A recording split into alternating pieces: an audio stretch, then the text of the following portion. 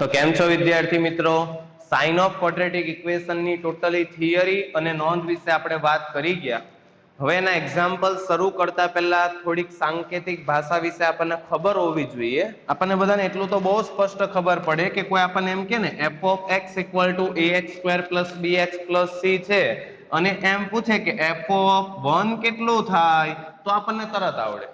આનો મીનિંગ એવો થાય કે જ્યાં x દેખાય ને આપણે શું લખવાનું હોય 1, એટલે આપણે ફટાફટ આમાં જ્યાં x દેખાય ને 1 મૂકતા જઈએ એટલે a * 1² b * 1 + c અને સાદરૂપ આપતા જ આપણને જનરેટ થશે a + b + c. બરાબર. કોઈ આપણને એમ પૂછે છે f of π કેટલું થાય તો આપણે શું કરીએ, જ્યાં x દેખાય ત્યાં 5 લખી નાખીએ એટલે કે a * π² + b * π + c એટલે કે 20π a + πb + c. કોઈ આપણને એમ પૂછે છે even f of -1 કેટલું છે તો આપણે શું કરીએ, જ્યાં x દેખાય ત્યાં -1 લખીએ એટલે a * -1² b * -1 + c એટલે સાદરૂપ આપતા જનરેટ થશે a - b + c. બરાબર. એટલે આપણને વેલ્યુ મેળવતા તો તરત આવડે. કોઈ એમ કે f of 10 કેટલું તો આપણે ફટાફટ x ની જગ્યાએ શું મૂકી દઈએ 10 અને સાદરૂપ આપીને ગણી નાખીએ, જે આવે આપણો જવાબ થઈ જાય.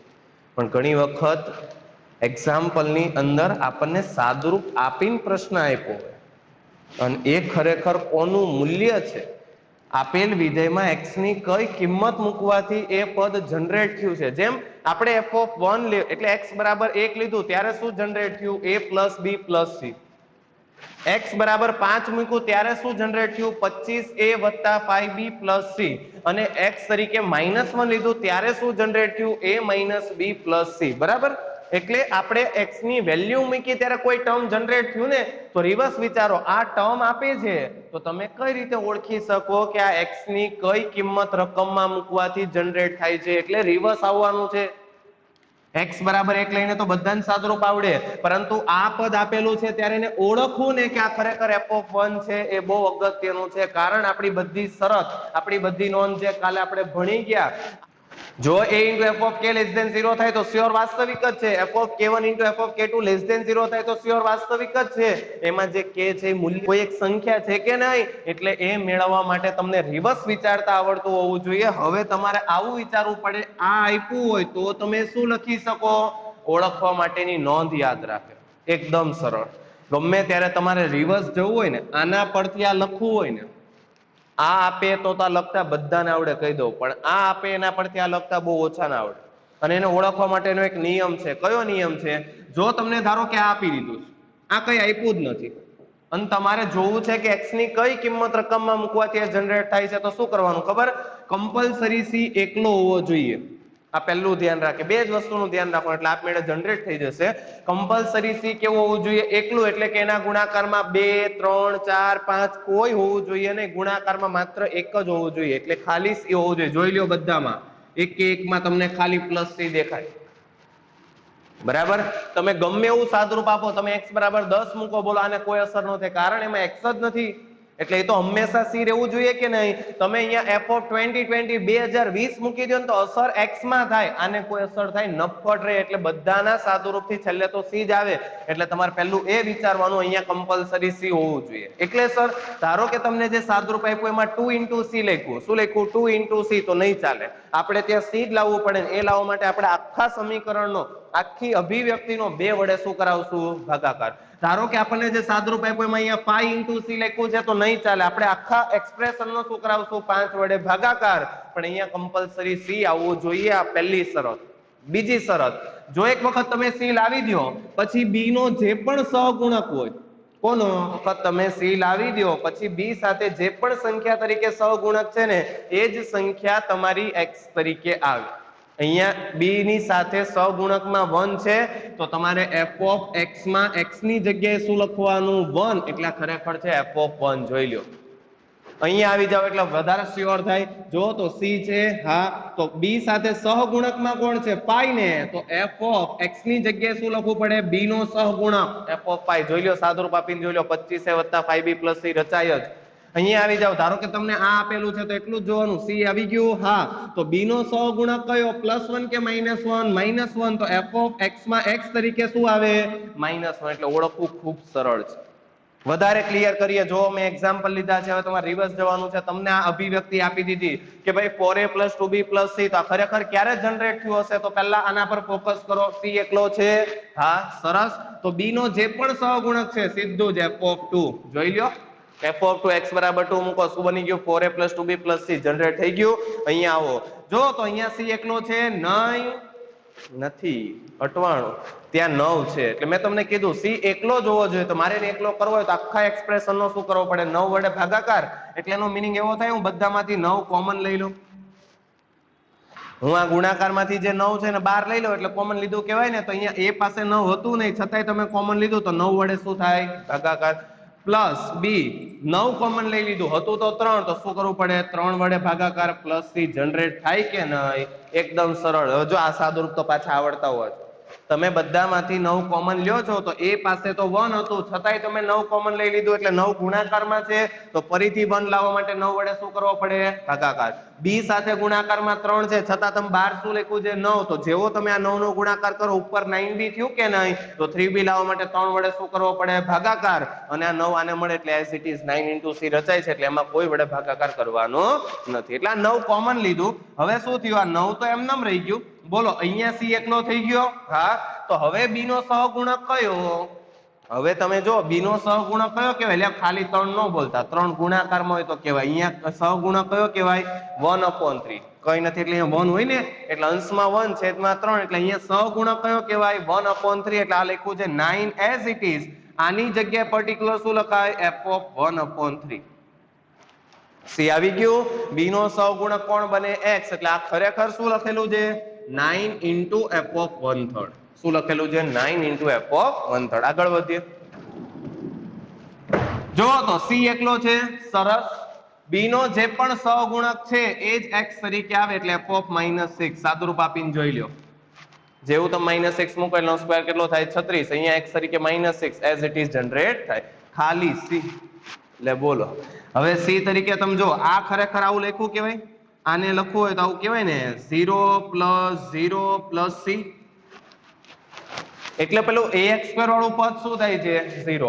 bx વાળું પદ શું થાય છે? 0. તો જ અહીંયા 0 + 0 + c લેવાથી c જનરેટ થતું હોય. એટલે ખરેખર ક્યારે રચાણું હોય? તો જો તો c એકલો થઈ ગયો. અહીંયા b તરીકે કઈ પણ છે, તો b નો સહગુણક કેટલો હોય? b તરીકે કોઈ પદ જ નથી આપ્યું. b આપ્યું હોય તો એનો સહગુણક લખાય. b તરીકે કોઈ પદ જ નથી આપ્યું, એટલે ઇનડાયરેક્ટલી b નો સહગુણક કેટલો હશે? 0. એટલે આ લખ્યું છે f(0). શું લખેલું છે? f(0). ઘણાને ખબર ન પડે, ખાલી c એટલે હું તરીકે f(0) કહેવાય. ફંક્શન ઓફ 0 તમે મૂકીને જોઈ લ્યો.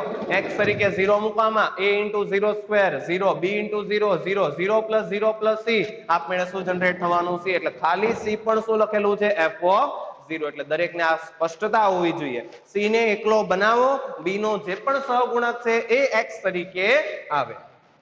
તો વિદ્યાર્થીઓ, એક્ઝામ્પલ સોલ્વ કરીએ. શું કીધું છે? નીચે આપેલ અલગ અલગ શરતા અનુસાર, નીચે અલગ અલગ જે તમને શરત આપેલી છે એના બેઝ પર બીજ વાસ્તવિક મળે છે કે નહીં એ નક્કી કરવાનું. એટલે MCQ માં તમને એ રીતે પૂછે, એમાંથી કોઈ પણ એક શરત આપી દે, નીચે લખવું હોય બીજ વાસ્તવિક મળે છે, બાજુમાં લખવું હોય ન મળે, ત્રીજામાં લખવું હોય કહી શકાય નહીં, અને છેલ્લામાં લખવું હોય એક પણ નહીં. એટલે આપણને શ્યોર જો ખબર પડી જાય, આપણી નોંધ પ્રમાણે સમાધાન કરે. કઈ બે નોંધમાં તમને શ્યોર કીધું છે? a * f(k) < 0 તો બીજ વાસ્તવિક જ મળે અને ભિન્ન જ મળે. અને બીજી નોંધ કઈ છે? f(k1 * f(k2) < 0 તો પણ બીજ કમ્પલસરી કેવા મળે? ભિન્ન અને વાસ્તવિક જ મળે. અન્ય બધી શરતમાં કોઈ કન્ક્લુઝન નીકળતું નથી.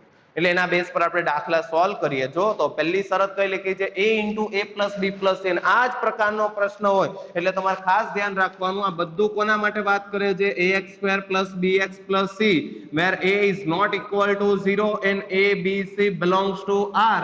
આ તમારું f(x) છે, વ્યાપક. કઈ ન આપે એટલે આ જ વ્યાપક છે. અને એના માટે આ શરત આપી છે, તો ઇનડાયરેક્ટલી આ શરતમાં શું લખ્યું છે? તો પહેલા આને ઓળખે. c એકલો છે, હા. b નો સહગુણક કેટલો છે? 1. તો ઇનડાયરેક્ટલી આ શું લખ્યું કે વિદ્યાર્થીઓ? f(1). તમે x તરીકે 1 મૂકીને જો a + b + c જનરેટ થાય છે, અને એના ગુણાકારમાં કોણ છે? x² નો સહગુણક, એટલે કે a < 0. હવે તમને આ શરત a * f(k) < 0 જેવી દેખાય છે?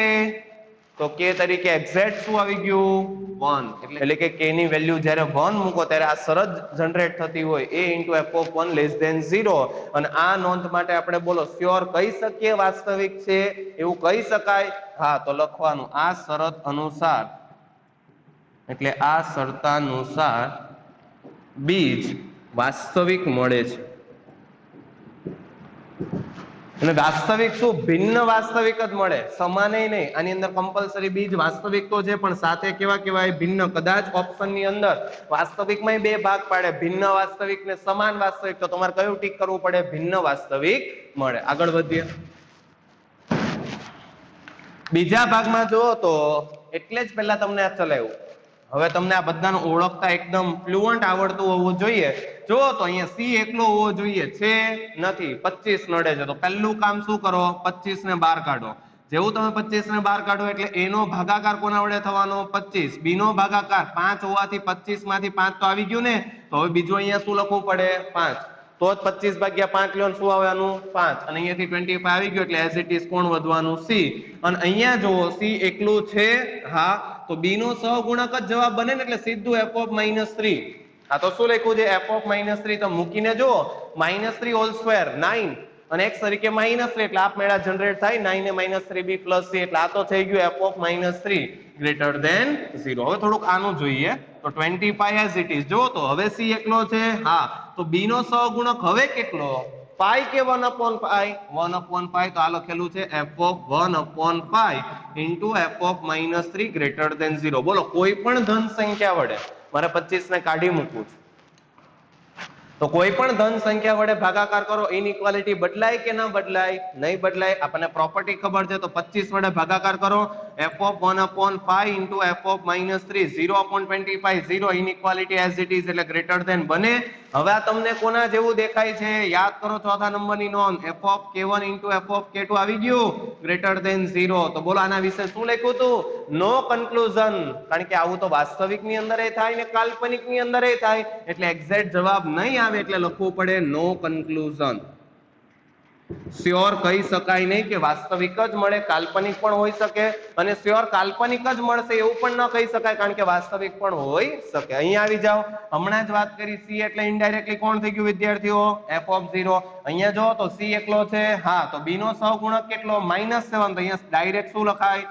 f of -7 લેસ ધેન 0 બોલો હવે આ કોના જેવું થયું ત્રીજી નોંધ જોઈ લો f of k1 into f of k2 less than 0 દેખાય તો k1 તરીકે કોણ 0 અને k2 તરીકે કોણ -7 તો જ્યારે જ્યારે આ શરતનું પાલન થાય બોલો બીજ કમ્પલસરી કેવા ભિન્ન અને વાસ્તવિક તો લખી શકાય માટે બીજ ભિન્ન અને વાસ્તવિક જ મળે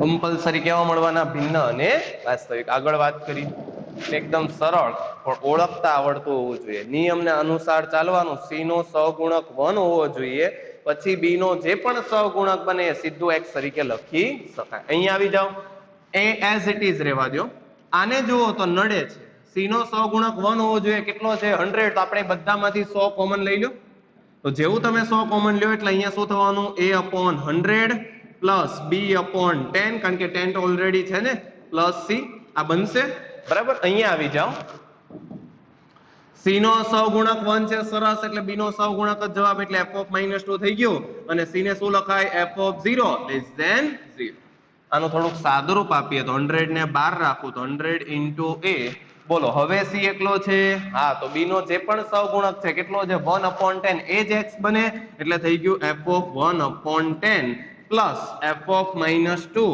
into f of 0 less than 0 આ સરળ ડેવલપ થઈ હવે તમે જોજો આની અંદર બે પદ છે આ ફર્સ્ટ ટર્મ કહેવાય પ્રથમ પદ અને આ સેકન્ડ ટર્મ કહેવાય હવે તમે લોજિકલી વિચારો કોઈ પણ બે સંખ્યા આનું મૂલ્ય કારણ કે આ પણ મૂલ્ય છે આ પણ મૂલ્ય છે તો આ ઓવરઓલ એક મૂલ્ય છે આ પણ મૂલ્ય છે આ પણ મૂલ્ય છે આ પણ મૂલ્ય છે તો આ પણ એક ઓવરઓલ મૂલ્ય જ છે ને કોઈ પણ બે મૂલ્યનો સરવાળો લેસ ધેન 0 ક્યારે થાય કોઈ પણ બે મૂલ્યનો સરવાળો લેસ ધેન 0 ક્યારે થાય બોલો બે આપણી પાસે ટોટલ 4 શક્યતા હોય plus plus plus minus minus plus minus minus બોલો હું અહીંયાથી ધન સંખ્યા લઉં આને ધન સંખ્યા તરીકે લઉં તો પોઝિટિવમાં પોઝિટિવ ઉમેરો ક્યારેય જવાબ નેગેટિવ થાય એટલે એ શરત ચાલશે નહીં ફરીથી સમજે, કોઈ પણ બે સંખ્યાનો સરવાળો લેસ ધેન 0 કઈ શરતે થાય? ટોટલ શક્યતા આપણી પાસે 4 હોય કે ક્યાં તો બંને સંખ્યાનો પ્લસ લઈ લો, ક્યાં તો બંનેને માઇનસ લઈ લો, એક પ્લસ બીજી માઇનસ, પહેલી માઇનસ બીજી પ્લસ. પણ આમાંથી એક રિજેક્ટ થઈ ગઈ, કઈ? Plus plus. કેમ? આને હું પોઝિટિવ લઉં, આને પોઝિટિવ લઉં તો પોઝિટિવમાં પોઝિટિવ ઉમેરો તો પોઝિટિવ બને, ક્યારે નેગેટિવ ન બને, એટલે એ શરત તો ચાલવાની નથી. તો અહીંયા 3 કેસ વધે. આપણને નથી ખબર આનું મૂલ્ય કયું છે, પણ પ્લસ તો નહીં જ લેવાય, કારણ કે જો આ પ્લસ થાય આ પ્લસ થાય તો ઓવરઓલ સરવાળો પ્લસ થાય ને પ્લસ કોઈ દિવસ લેસ ધેન 0 કહેવાય નહીં. તો હું 3 કેસ બતાવું. કેસ 1 આપણે આને લેવાના માઇનસ અને આને લેવાના માઇનસ. માઇનસમાં માઇનસ ઉમેરાય, બોલો માઇનસ બને, અને માઇનસ એ લેસ ધેન 0 કહેવાય, શરતનું સમાધાન કરે. કેસ 2 પહેલાને પ્લસ લઈએ અને બીજાને માઇનસ લઈએ, અને કેસ 3 પહેલાને માઇનસ લઈએ અને બીજાને પ્લસ લઈએ. બસ આપણી પાસે આ 3 શરત છે, એટલે 3 કેસ બનાવ્યા. ચોથી શરત કેમ નથી આવતી? ચોથો કેસ કેમ નથી બનાવતા? જો આપણે બંને પ્લસ લઈએ તો ક્યારે સમાધાન જ નથી થવાનું, એટલે એક કેસ લઈને કોઈ મતલબ નથી. તો શરૂઆત કરીએ. જો આને હું માઇનસ લઉં તો ઇનડાયરેક્ટલી શું થયું? આ માઇનસ ને લીધે આ પદ, એટલે 100 ની વાત જ નથી કરતો, a into f of 1/10 negative એટલે લેસ ધેન 0 લખાય. અને આને માઇનસ લીધું એટલે indirectly f of -2 into f of 0 કેવું બની ગયું? Less than 0. જો ખાસ ધ્યાનમાં રાખો, તમે પહેલા પદને નેગેટિવ લ્યો છો એટલે ઇનડાયરેક્ટલી 100 તો પોઝિટિવ કહેવાય. તો નેગેટિવ થવા પાછળનું કારણ કોણ? કોઈ પણ પ્લસ નો કોની સાથે ગુણાકાર કરો તો જવાબ નેગેટિવ થાય? નેગેટિવ સાથે. એટલે compulsory a into f of 1/10 કેવું હશે? Less than 0. આને લેસ ધેન 0 લેવું છે તો જે પણ શરત છે f of -2 into f of 0 એને કમ્પલસરી કેવું થવું પડશે? Less than 0. એની પછી વાત કરો, અહીંયા આવી જાઓ. પ્લસ લ્યો તો એના માટે આ તો પ્લસ છે, તો આને કેવું થવું પડે? પ્લસ. એટલે a into f of 1/10 હવે કેવું હશે? Greater than 0. અને આને માઇનસ લેવાનું છે, એટલે બીજું પદ f of -2 into f of 0 ફરીથી કેવું આવવાનું? Less than 0. હવે પહેલાને માઇનસ લેવાનું છે, તો આ તો પ્લસ છે, તો કમ્પલસરી આને જ માઇનસ થવું પડે ને. તો a into f of 1/10 કેવું હશે? Less than 0. અને બીજાને પ્લસ થવાનું છે, એટલે આના માટે f of -2 into f of 0 કેવું હશે? Greater than 0. આટલું બનવાનું છે. હવે દરેક કેસની આપણે ઇન્ડિવિડ્યુઅલ અલગ અલગ વાત કરીએ. તો પહેલામાં જુઓ તો આને a into f of k less than 0 કહેવાય. a into f of k less than 0 એટલે શ્યોર થઈ ગયું. આના માટે પહેલા પદ માટે બીજ કમ્પલસરી કેવા મળવાના? ભિન્ન અને વાસ્તવિક. a into f of k less than 0 થયું કે નહીં? તો નોંધ એક પ્રમાણે આના બીજ એટલે પર્ટિક્યુલર જે આ શરત છે એ પ્રમાણે બે બીજ કેવા હશે? ભિન્ન અને વાસ્તવિક. અને f of k1 into f of k2 less than 0 દેખાય. આ પહેલી નોંધ a into f of k less than 0. તો આ ત્રીજી નોંધ f of k1 into f of k2 less than 0. એટલે એવું કહેવા માંગે છે કે પહેલી જે શરત છે ને, આ પહેલું પદ છે ને, એને અનુરૂપ બે બીજ કેવા? ભિન્ન અને વાસ્તવિક. અને આ બીજી શરત છે એને અનુરૂપ અન્ય બે બીજ પણ કેવા? ભિન્ન અને વાસ્તવિક. એટલે ચારે ચાર બીજ કેવા? ભિન્ન અને વાસ્તવિક. એટલે આના માટે જવાબ કયો આવે છે? ભિન્ન અને વાસ્તવિક. જવાબ કેવો આવવાનો? ભિન્ન અને વાસ્તવિક. અહીંયા આવી જાઓ તો આના માટે ભિન્ન અને વાસ્તવિક, આના માટે ભિન્ન અને વાસ્તવિક. તો ઓવરઓલ બંને માટે કેવા આવવાના? ભિન્ન અને વાસ્તવિક. અહીંયા આવો. હવે જો આ a into f of k greater than 0 થયું એટલે અહીંયા નો કન્ક્લુઝન. આના વિશે કઈ ન કહી શકાય. વાસ્તવિક જ આવશે કે કાલ્પનિક આવશે કઈ નહીં કહી શકાય. પણ અહીંયા જો f of k1 into f of k2 less than 0 છે. ફરીથી f of k1 f of k2 less than 0 છે, એટલે આના માટે શ્યોર કેવા આવવાના? ભિન્ન અને વાસ્તવિક. તો ઓવરઓલ શું થયું? આના માટે તો ભિન્ન વાસ્તવિક છે ને, તો ફરીથી જવાબ કયો કહેવાય? ભિન્ન અને વાસ્તવિક. અહીંયા આવો. a into f of k આમ જ વાંચવાનું. a into f of k less than 0 એટલે આના માટે કમ્પલસરી વાસ્તવિક આવવાના. ભિન્ન અને વાસ્તવિક. આના માટે કઈ ન કહી શકાય. f of k1 into f of k2 greater than 0. તો 3 3 નું કન્ક્લુઝન કાઢો તો પહેલા માટે ભિન્ન વાસ્તવિક થાય જ છે. વચ્ચે પ્લસ છે એટલે અથવા આવે. વચ્ચે પ્લસ છે એટલે અથવા. અથવાનો મીનિંગ એવો થાય એક સત્ય તો પણ સત્ય. એટલે બંનેમાંથી એક વિશે જો ભિન્ન અને વાસ્તવિક કહી શકો ને તો ઓવરઓલ બધા માટે શું કહી શકાય? ભિન્ન અને વાસ્તવિક. એટલે પહેલા કેસમાં ભિન્ન વાસ્તવિક આવ્યું, બીજા કેસમાં આને લીધે થઈને કેવું બને? ભિન્ન વાસ્તવિક. અને ત્રીજા કેસમાં આને લીધે થઈને અહીંયા f of k1 f of k2 less than 0 એટલે આના માટે ભિન્ન વાસ્તવિક, તો વચ્ચે શું છે પ્લસ, પ્લસ એટલે અથવા, એટલે ઓવરઓલ કેવું કહેવાય ભિન્ન અને વાસ્તવિક. અને ત્રીજા કેસમાં આને લીધે a * f of k કેવું લેસ ધેન 0 એટલે આના માટે ભિન્ન વાસ્તવિક, વચ્ચે શું છે અથવા, એટલે ઓવરઓલ બધા માટે શું થાય ભિન્ન અને વાસ્તવિક. એટલે તમે એવું શ્યોર કહી શકો કે આ શરતની અંદર બીજ કેવા હોવાના છે ભિન્ન અને વાસ્તવિક. જો તો વિદ્યાર્થીઓના પછીનો એક્ઝામ્પલ જો in bracket a+1 * x² - 2ax + a+1 greater than 0 for all x belongs to R. એટલે x તરીકે પ્રત્યેક વાસ્તવિક સંખ્યા માટે આ જે દ્વિઘાત અભિવ્યક્તિ છે, દેખાય કે નહીં દ્વિઘાત અભિવ્યક્તિ, હું આને કેપિટલ A કહી દઉં તો ax² + bx + c કેવું લખ્યું છે ગ્રેટર ધેન 0. એટલે આ દ્વિઘાત અભિવ્યક્તિ હંમેશા કેવી બને છે પોઝિટિવ. તો સ્મોલ a કયો હશે? તો આ વસ્તુને સોલ્વ કરવા માટે આપણે જે ગ્રાફ ઓફ ક્વોડ્રેટિક એક્સપ્રેશન ભણી ગયા એનો યુઝ થશે, કારણ કે આપણને ખબર છે d ગ્રેટર ધેન 0 થાય તો બે ભિન્ન વાસ્તવિક બીજ મળે એટલે ગ્રાફ કેવો આવે. d = 0 થાય તો હંમેશા સમાન અને વાસ્તવિક બીજ મળે ત્યારે ગ્રાફ કેવો આવે, અને જ્યારે d લેસ ધેન 0 થાય ત્યારે ગ્રાફ કઈ રીતે બિહેવ કરે છે એક વખત રિવિઝન કરીએ, ધ્યાન આપે. જ્યારે d ગ્રેટર ધેન 0 હોય ને તો બે ભાગ આ રીતે પડે, દરેકને ખબર હોવી જોઈએ, ગ્રાફ જ જવાબ આપશે. આ x અક્ષ છે બરાબર, અને આ કોણ છે a ગ્રેટર ધેન 0 પેરાબોલા અપવર્ડ. જ્યારે બીજો કેસ કયો આવે x અક્ષ અને parabola downward a less than 0. જ્યારે d ગ્રેટર ધેન 0 હોય તો આપણને કેટલા ભિન્ન અને વાસ્તવિક બીજ મળે? બે. કયા? આલ્ફા અને બીટા. આ તો વાત કરી d ગ્રેટર ધેન 0. d = 0.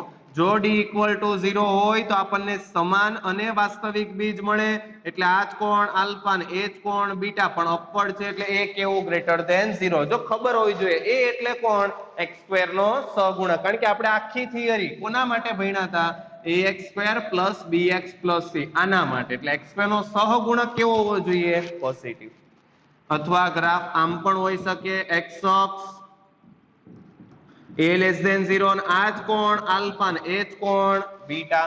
ક્યારે? d = 0. અને જો d લેસ ધેન 0 થાય, d લેસ ધેન 0 થાય તો ગ્રાફ કંઈક આ રીતે મળે. x અક્ષ તો a ગ્રેટર ધેન 0 તો હંમેશા ઉપર, અને આને x અક્ષ લઉં અને જો a લેસ ધેન 0 લઉં એટલે કે x² નો સહગુણક લેસ ધેન 0 લઉં તો ગ્રાફ હંમેશા નીચે મળે. હવે આ બધા કોના મૂલ્ય છે? ax² + bx + c. આપણે જોઈ ગયા સાઇન ઓફ ક્વોડ્રેટિક એક્સપ્રેશનમાં રૂટની બહારના ભાગમાં આન્સર હંમેશા કેવો પોઝિટિવ, રૂટની વચ્ચેના ભાગમાં હંમેશાનું મૂલ્ય કેવું નેગેટિવ, અને રૂટ આગળ એનું મૂલ્ય કેવું 0. આપણને તો કંઈક એવું કીધું છે, જો તો આપણી જે દ્વિઘાત અભિવ્યક્તિ છે ને હંમેશા કેવી રહેવી જોઈએ પોઝિટિવ. બોલો d ગ્રેટર ધેન 0 માં તો નેગેટિવ થાય કે નહીં? જો અહીંયા નેગેટિવ થાય, અહીંયા નેગેટિવ થાય એટલે રિજેક્ટ. આ શરતનું પાલન નથી કરતો. આપણો જે પ્રશ્ન છે એ d ગ્રેટર ધેન 0 માટે નથી, કારણ કે આપણે તો દ્વિઘાત અભિવ્યક્તિને હંમેશા કેવી રાખવી છે પોઝિટિવ. આમાં તો પોઝિટિવ થાય, 0 થાય, નેગેટિવ થાય. અહીંયા આવો, આની અંદર હંમેશા પોઝિટિવ f of x આ ભાગમાં કેવો પોઝિટિવ, પણ પર્ટિક્યુલર અહીંયા f of x કેવું = 0. જો આ પ્રશ્નમાં અહીંયા ઇક્વલ ટુ હોત ને ગ્રેટર ઓર ઇક્વલ ટુ 0 તો આ કેસ લાગુ પડે, કારણ કે f of x ને પોઝિટિવ કરવાનો ને 0 કરવાનો. આપણા કેસમાં માત્ર ગ્રેટર ધેન 0 છે એટલે રિજેક્ટ. આ તો આવે જ નહીં, કારણ કે આના માટે f of x કેવું થાય લેસ ધેન 0, રિજેક્ટ. આ પણ રિજેક્ટ થઈ ગયું. અહીંયા આવો, આની અંદર તમે જો f of x ઓલવેઝ કેવું ગ્રેટર ધેન 0, જ્યારે અહીંયા f of x હંમેશા કેવું લેસ ધેન 0, એટલે આ પણ રિજેક્ટ થયું. એટલે ફાઇનલ આપણો જવાબ અહીંયાથી આવશે. એટલે મેં તમને કીધું આગળની બંને theory graph of quadratic expression અને સાઇન ઓફ ક્વોડ્રેટિક એક્સપ્રેશન આ બંનેની મદદથી આ દાખલો સોલ્વ થાય, કારણ કે આપણને જેમ કીધું છે ને કે ભાઈ દ્વિઘાત અભિવ્યક્તિ છે એટલે કે આપણો ગ્રાફ ઓલવેઝ કેવો છે પોઝિટિવ. પ્રત્યેક વાસ્તવિક સંખ્યા માટે આખી x અક્ષ માટે હંમેશા કેવો રહેવો જોઈએ પોઝિટિવ. તે પર્ટિક્યુલર આ ભાગમાં થાય. હવે આ ભાગ ડેવલપ ક્યારે થાય, કઈ શરતનું સમાધાન થાય તો આ પ્રકારનો ગ્રાફ બને, એ શરતને આપણે સોલ્વ કરવી પડે. તો એ શરત અહીંયાથી ડેવલપ કરો. આ વસ્તુ બને ક્યારે? તો પહેલા તો d કેવો હોવો જોઈએ લેસ ધેન 0, અને બીજી કઈ શરત ખાલી d લેસ ધેન 0 લ્યો તો આ પણ બને ને આ પણ બને. આને જ લાવવા માટે x² નો સહગુણક એટલે કે એ પણ કેવો હોવો જોઈએ ગ્રેટર ધેન 0. એટલે પહેલા કન્ડિશન ડેવલપ કરતા શીખીએ. જો આપણા પ્રશ્નમાં લખ્યું હોત ગ્રેટર ઓર ઇક્વલ ટુ 0 તો મારે આની મદદથી સોલ્વ કરવો પડે, તો મારે આ પ્રમાણે શરત બનાવવી પડે d ઇક્વલ ટુ 0 અને x2 નો સહગુણક a ગ્રેટર ધેન 0. પણ આપણા કેસમાં પર્ટિક્યુલર ખાલી પ્લસ છે, ગ્રેટર ધેન 0 છે, એટલે આ શરતનું સમાધાન કરે. કેટલી શરત છે? બે. પહેલી શરત d લેસ ધેન 0 અને બીજી a ગ્રેટર ધેન 0 અપવર્ડ હોવો જોઈએ, પણ a એટલે કોણ? x2 નો સહગુણક. હવે આ બંને શરત પ્રમાણે હું આને સોલ્વ કરું તો કન્ડિશન 1 જો શ્યોર રાખે, અત્યારે જે ગ્રાફ છે ને આ જ રીતનો આવતો હોવો જોઈએ, આ x અક્ષ, તો આ હંમેશા f ઓફ x કેવું બનવું જોઈએ? Greater than 0. એટલે કે x2 નો સહગુણક, આપણા કેસમાં x2 નો સહગુણક કોણ? a + 1 કેવો હોવો જોઈએ? Greater than 0. અને બીજી શરત કઈ કહેવાય? d કેવો હોવો જોઈએ? Less than 0. કારણ કે x અક્ષને ટચ જ નથી કરતું ને કટ જ નથી કરતું, એટલે વાસ્તવિક બીજ મળવા જોઈએ નહીં. હવે આ બંને શરતને સોલ્વ કરવી છે તો કન્ડિશન 1 x2 નો સહગુણક લખું, કોએફિશિયન્ટ એટલે સહગુણક ઓફ x2 ઓલવેઝ કેવો હોવો જોઈએ? અપવર્ડ રાખવા માટે ગ્રેટર ધેન 0. આપણા કેસમાં x2 નો સહગુણક કોણ છે? ખાલી a નથી, ખાસ ધ્યાન રાખે. x2 નો સહગુણક આપણા કેસમાં કયો? a + 1 કેવું બનવું પડે? Greater than 0. તો a ગ્રેટર ધેન -1 થાય. આનું કહી દઉં સોલ્યુશન 1. તો આન્સર આવ્યો -1 કરતા મોટી સંખ્યા. હવે તો આવડે કે નહીં ઇનઇક્વાલિટી? -1 થી શરૂ કરીને ક્યાં સુધી જાય? અનંત સુધી. એ હંમેશા કેવો હોવો જોઈએ? Greater than -1. -1 કરતા મોટું એટલે અનંત સુધી જાય, એટલે શું લખવું પડે? Open -1 to open infinite. કેમ ઓપન? ઇક્વલ ટુ છે ને. આ તો પહેલી શરત થઈ. બીજી શરત જોઈએ, એટલે કે આપણો વિવેચક છે d, એને કેવું થવું પડે? Less than 0. ને d એટલે ઇનડાયરેક્ટલી કોણ? b² - 4ac. કેપિટલ કેમ લખો છો? કારણ કે આપણે કોની સાથે કમ્પેર કરવાના છીએ? કેપિટલ. જો કેપિટલ a બરાબર શું આવે છે? અહીંયા લખો. કેપિટલ a બરાબર શું આવ્યું? Small a + 1. કેપિટલ b બરાબર શું આવે? x નો સહગુણક. કેપિટલ b બરાબર શું આવે? x નો સહગુણક એટલે -2. અને કેપિટલ c બરાબર કોન્સ્ટન્ટ ટર્મ. અને કોન્સ્ટન્ટ ટર્મ કેટલી? એટલી છે a + 1. આ ત્રણ વેલ્યુનો અહીંયા ઉપયોગ કરીએ તો b² એટલે થવાનું -2a² -4. a ની જગ્યાએ a + 1 ઇન્ટુ c ની જગ્યાએ આવવાનું છે a + 1 લેસ ધેન 0. સોલ્વ કરીએ. -2a² કેટલું થાય વિદ્યાર્થીઓ? 4a² -4. a + 1 બે વખત છે તો a + 1² જ લખાય ને, લેસ ધેન 0. બંનેમાંથી કોમન કોણ? 4. તો 4 ને પહેલેથી સાદુરૂપ જ આપીએ, જવા દો. તો 4a² -4. આનું વિસ્તરણ બોલો. a + b² નું સૂત્ર આઈડેન્ટિટી a² + 2ab + b². તો આનું વિસ્તરણ શું થાય? a² + 2 * a * 1 + 1² 1 less than 0. સાદુરૂપ આપીએ તો 4a² -4 વડે ગુણાકાર કરો તો -4a². અહીંયા બને 2a. 2a * -4 -8a થાય. -4 + 1 -4 લેસ ધેન 0. તો અહીંયાથી 4a² કેન્સલ. અહીંયાથી કોમન કોણ આવવાનું? -4. કોમન કેટલું? -4. તો અહીંયાથી કેટલું વધે? +2a. અહીંયાથી વધે 1 લેસ ધેન 0. બંનેમાંથી જેવું તમે -4 કોમન લ્યો છો એટલે વધવાનું શું છે? 2a + 1. હવે મારે -4 ને કાઢી મૂકવું છે, કારણ કે મારે a ની જરૂર છે. તો -4 ને કાઢવા માટે -4 વડે ભાગાકાર કરવો પડે. અને ઇનઇક્વાલિટીના નિયમ, ગમે ઋણ સંખ્યા વડે ભાગાકાર કરો અસમતા બદલાય. એટલે જેવો તમે -4 વડે ભાગાકાર કરો અહીંયા બને 2a + 1. 0/-4 0. પણ ઇનઇક્વાલિટી લેસ ધેન હતી તો એનું હવે શું થાય? Greater than. કમ્પલસરી શું થાય? Greater than. આપણે a ને એકલો બનાવવો છે તો 2a + 1 જમણી બાજુ જાય તો -1. હવે તમારે a ને એકલો બનાવવા માટે 2 વડે શું કરવો પડે? ભાગાકાર. એને એકલો બનાવવા માટે 2 વડે શું કરવો પડે? ભાગાકાર. ને 2 ધન સંખ્યા છે, અસમતા બદલાય નહીં, એટલે a ગ્રેટર ધેન -1/2 આવે. એટલે અહીંયાથી એની વેલ્યુ, આ શરત પ્રમાણે એની વેલ્યુ કેટલી આવવાની? -1/2 કરતા મોટી. Solution 2 -1/2 to infinite. તો વિદ્યાર્થીઓ ફાઇનલ સોલ્યુશન જો મારે લખવું છે fs, હવે શું થાય? fs એટલે આ બંને શરતનું એક સાથે સમાધાન થવું જોઈએ. ખાલી d લેસ ધેન 0 હોય તો પણ નહીં ચાલે, કારણ કે ખાલી d લેસ ધેન 0 લ્યો તો આ બંને આવે. ખાલી a ગ્રેટર ધેન 0 લ્યો તો પણ ન ચાલે, કારણ કે a ગ્રેટર ધેન 0 પહેલામાંય છે, બીજામાંય છે, ત્રીજામાંય છે. જો તમારે પર્ટિક્યુલર આ એક્સપ્રેશનને પોઝિટિવ જ રાખવી હોય પ્રત્યેક વાસ્તવિક સંખ્યા માટે તો એક સાથે આ બંને શરતનું શું થવું જોઈએ? સમાધાન. અને એક સાથે જ એટલે બંનેનો શું લેવો પડે? છેદગણ. સોલ્યુશન 1 આપણી પાસે છે, સોલ્યુશન 2 આપણી પાસે છે. હવે બંનેનો છેદગણ લઈએ તો final solution S equal to S1 intersection S2. S1 કેટલું આવ્યું હતું? Open -1 to infinite. Intersection S2 કેટલું આવે છે? Open -1/2 to infinite. હવે આપણે સંખ્યા રેખાનો યુઝ કરીએ છેદગણ લાવવા. Minus infinite plus infinite. બોલો વિદ્યાર્થીઓ, આગળ કોણ આવે? -1 કે -1/2? -1. પછી કોણ આવે? -1/2. S1 એવું કે છે -1 નહીં આવે, જમણી બાજુ તમામ સંખ્યા આવશે. S2 એવું કે છે -1/2 નહીં આવે, જમણી બાજુ તમામ સંખ્યા આવશે. બોલો બંનેનો છેદગણ. તો બંનેમાં સામાન્ય હોય એવો ભાગ આ દેખાય જે બંનેમાં છે. બોલો -1/2 આવે નહીં, કારણ આમાં છે પણ સામે આમાં નથી એટલે સમાવેશ થવાનો નથી. તો ફાઇનલ સોલ્યુશન S તરીકે શું આવવાનું? Open -1/2 to open infinite. એટલે ખરેખર એ ક્યાંથી? સોલ્યુશન એટલે એ જ આવ્યો ને, તો માટે એ ક્યાંથી આવવાનો છે? તો એ બિલોંગ્સ ટુ, કારણ કે આ વેલ્યુ કોની છે? એ ની. એટલે એ ક્યાંથી હતો? -1 થી ઇન્ફાઇનાઇટ. અહીંયા એ ક્યાંથી આવ્યો? -1/2 ટુ ઇન્ફાઇનાઇટ. તો ફાઇનલ સોલ્યુશન આવી ગયું. તો હવે લખી શકાય. માટે એ ક્યાંથી આવવાનો? Open -1/2 to open infinite. એટલે કે એની વેલ્યુ ઓપન -1/2 થી ઇન્ફાઇનાઇટ માંથી ગમે મૂકી દો, આ જે દ્વિઘાત અભિવ્યક્તિ છે ને એ ઓલવેઝ કઈ રીતે બિહેવ કરશે? પ્રત્યેક વાસ્તવિક સંખ્યા માટે કેવી બનવાની? Greater than 0. એટલે શરત પ્રમાણે સોલ્વ કરતા શીખ્યા. ખાલી આ જ પ્રશ્ન ને ઇક્વલ ટુ કરી દીધો હોત તો આપણે આ શરત પ્રમાણે આગળ વધત. એ તો પોઝિટિવ જ રાખત એટલે આ ભાગ એઝ ઇટ ઇઝ આવત, પણ ડી ને શું બતાવત? Equal to 0.